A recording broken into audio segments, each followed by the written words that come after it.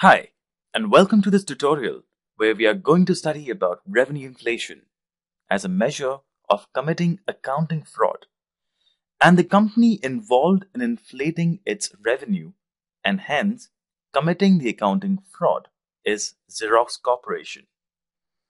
Now, the revenue inflation can be attributed to the following reasons.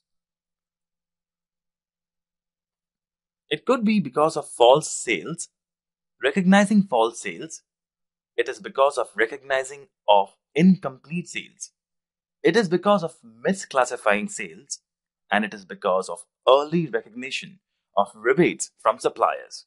So, let us look at this line item, that recognition of incomplete sales.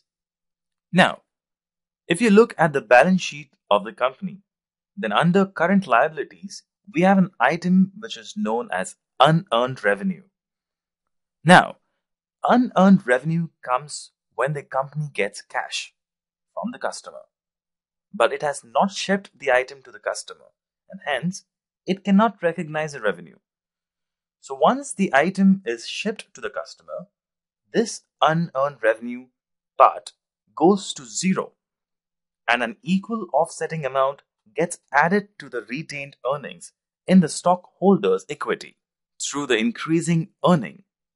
So as long as unearned revenue remains there in the current liability section, the company cannot recognize this revenue. Although it has received the cash from the customer, it has not shipped the item to the customer. And hence, as per the accounting rules, it cannot recognize the sale.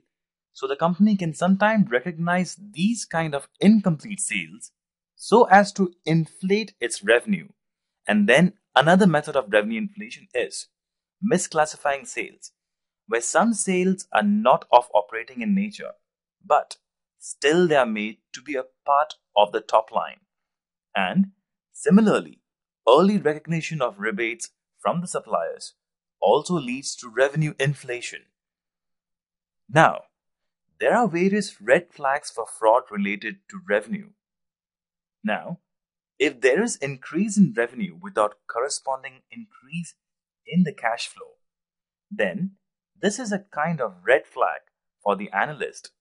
If the revenue is growing, the net income should also grow. Holding the other cost components constant, which means that my cash flow from operations should also grow, which also means that the net cash flow should also grow. So if my revenue is growing, but the cash flow is not growing, then it's a cause of concern for me, and as an analyst, I will always try to investigate if there is any case of revenue inflation. Then, complex and unusual transactions at the end of the reporting period. Now, this also raises red flag for fraud related to revenue. Unusual growth in the days of sales receivables.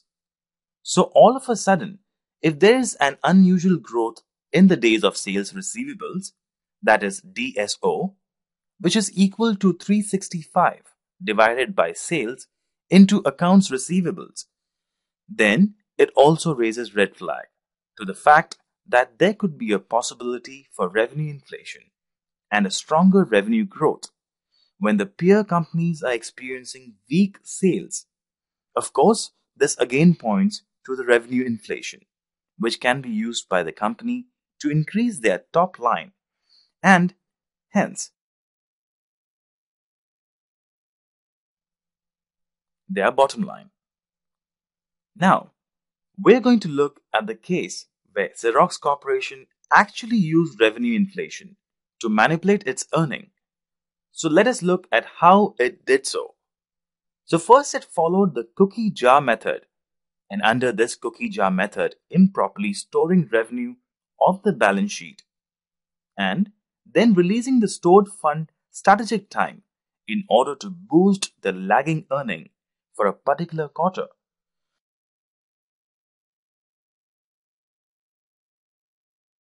So what it did was that it stored revenue off the balance sheet and then it released the revenue in certain quarters where the actual sales were low so that it could boost the lagging earnings for a particular quarter. So on one hand, it stored revenue of the balance sheet and then it is released or redistributed in the period where the sales was less so that an outsider could look at the balance sheet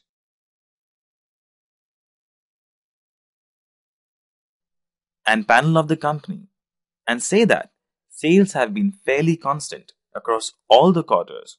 So this concept is known as cookie jar method, and Xerox Corporation actually followed it to increase its revenue. And the second method which they followed is that they followed the acceleration of revenue from short-term rentals which were improperly classified at long-term leases. Now, as per GAAP rule, for the long-term leases, the entire revenue during the lifespan of the lease can be recognized in the first year itself. However, in case of short-term rentals, the revenue has to be spread over a period of time. So if we have a long-term lease, then we can recognize the entire amount of lease or entire earning through the lease in the first year itself.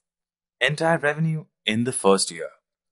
However, in case of short-term rentals, the revenue has to be spread over a period of time.